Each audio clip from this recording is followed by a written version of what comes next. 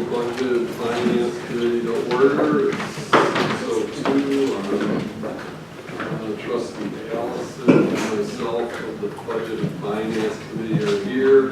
Trustee McCaig is also in attendance.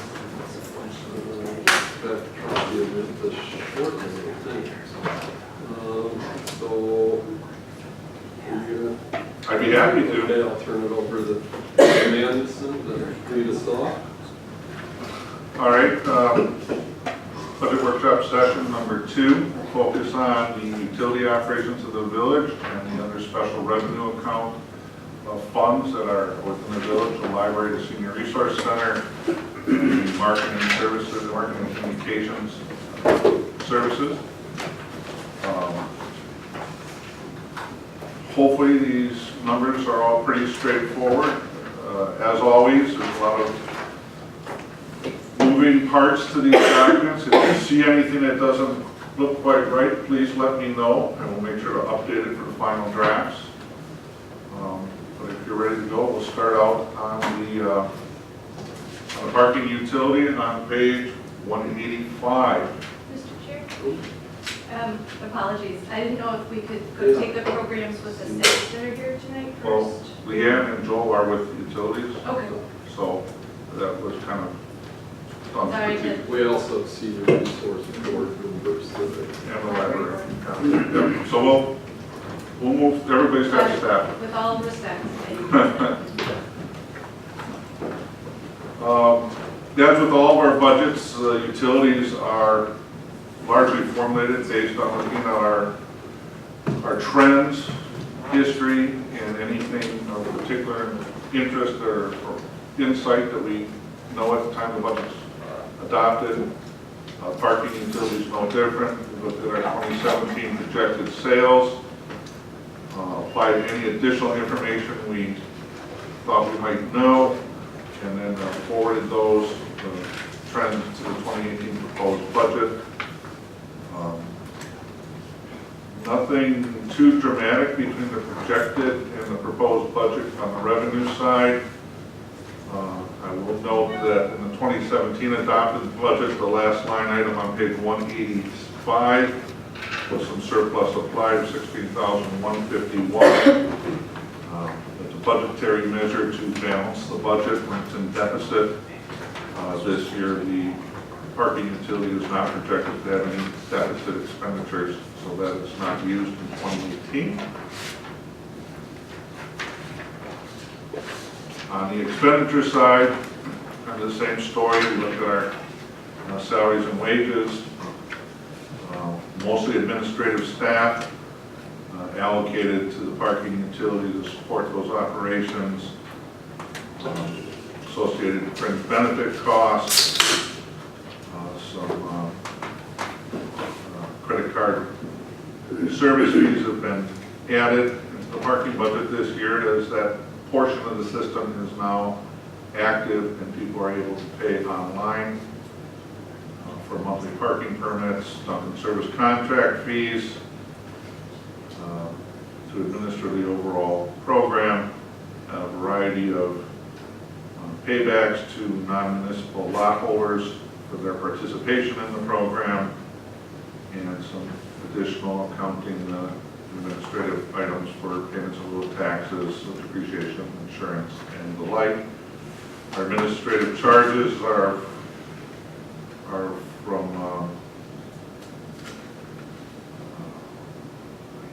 can't think of what they're from right now. So plowing and salting is the DPW plowing allotment for winter maintenance and the public lots. Police administration is their support for enforcement of the restrictions within the lots. And I'll have to give you a quick email what the salaries? administrative.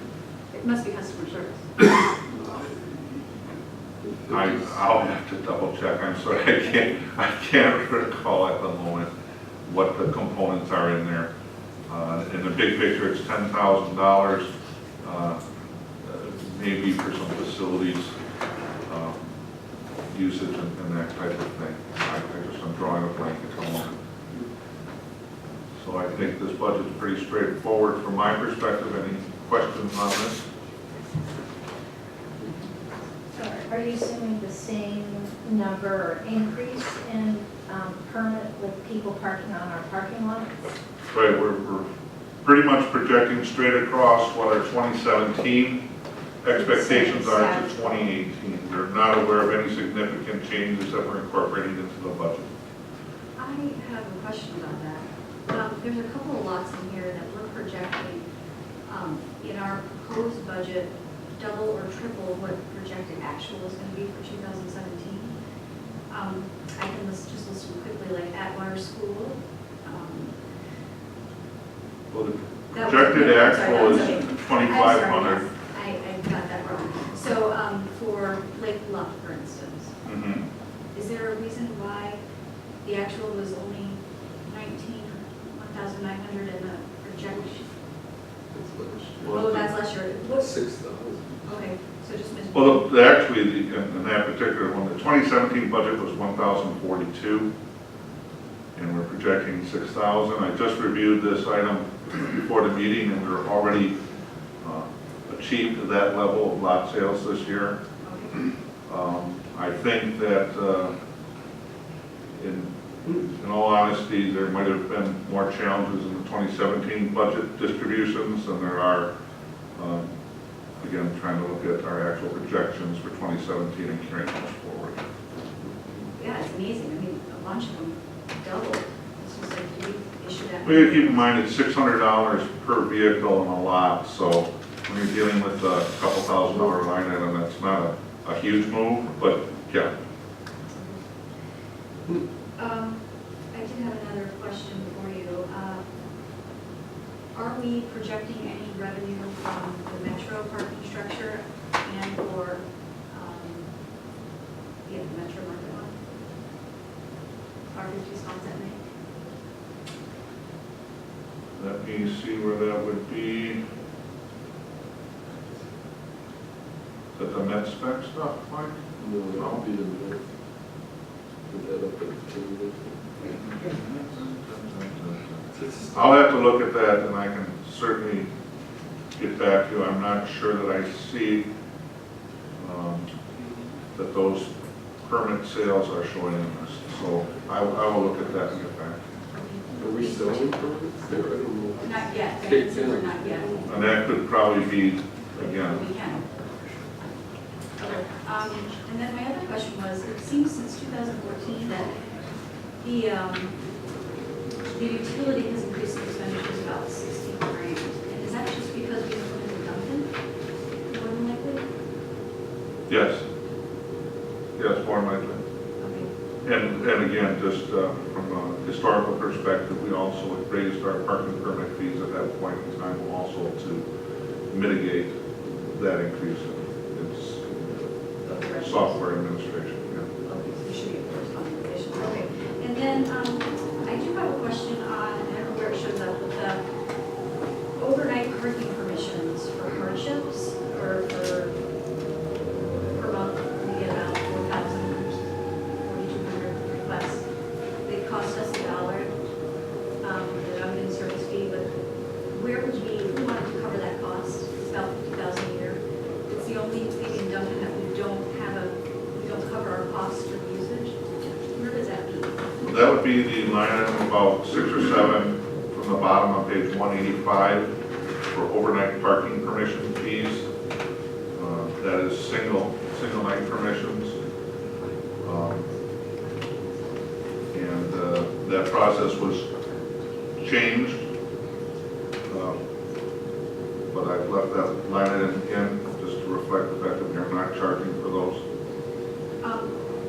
I would like to propose, trustee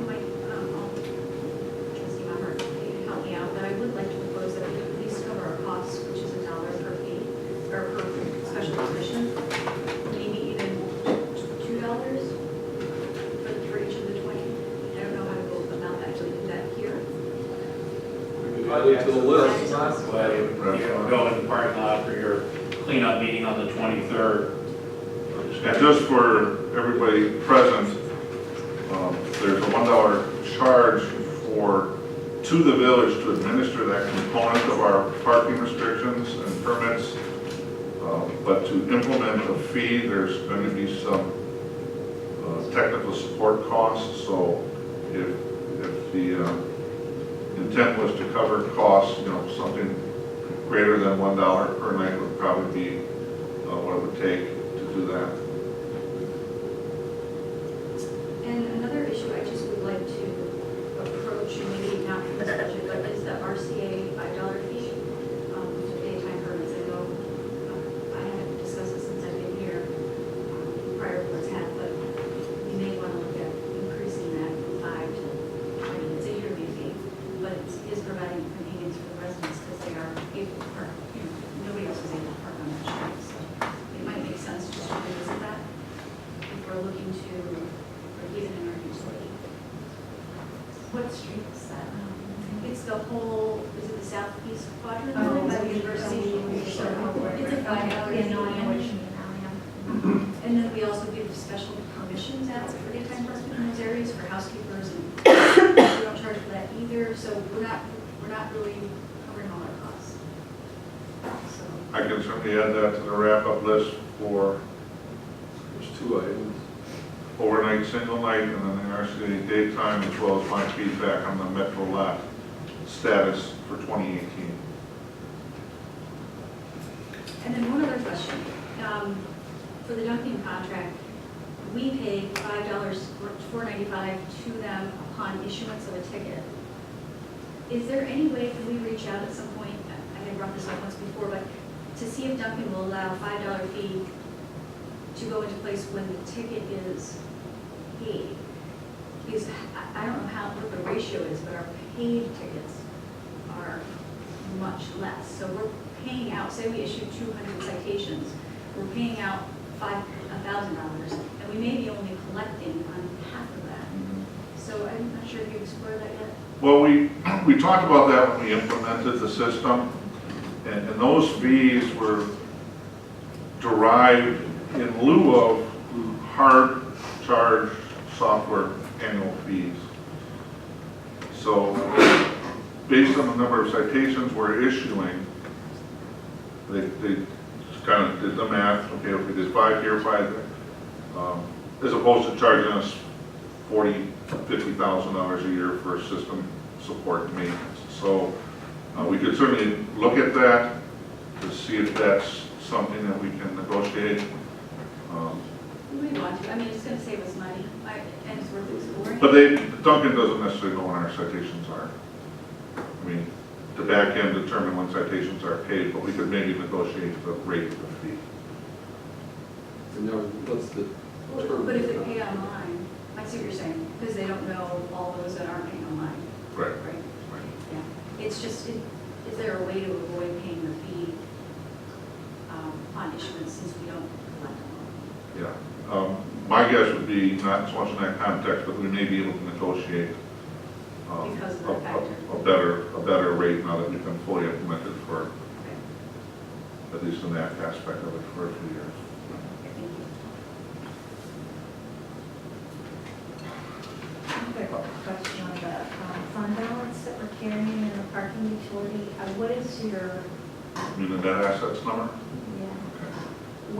what is your goal for that number? And, I mean, it just seems like rather a large number to be, Right. or is there a big capital thing that you're planning for parking lots or something? And why are we looking so much money into utility? Well, as this is a utility fund, it's a full accrual accounting, which means the value of our parking lots is sitting in that. That's not necessarily a cash number, like it would be pretty close to cash if it were a general fund.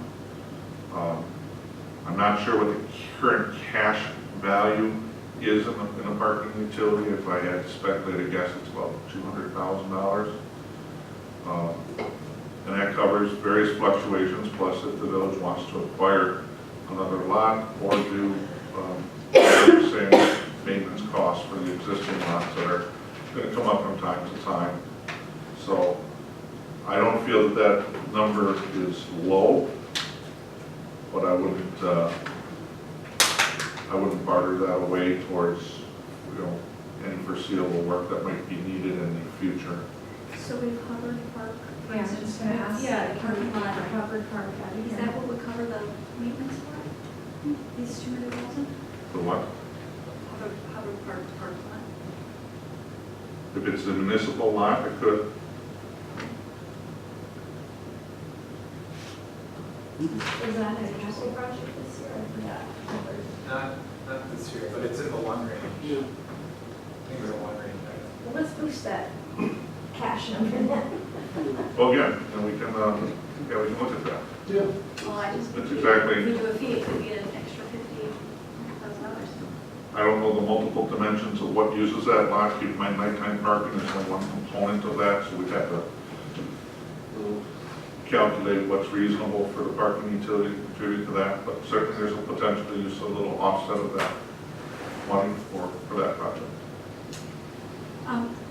Are there any projections in here, did you take into account any parking lots that are private that may go offline? Meaning, the AV data? AV data should be dropped off. Okay, and then, Perpetuation of current services is what we budgeted on.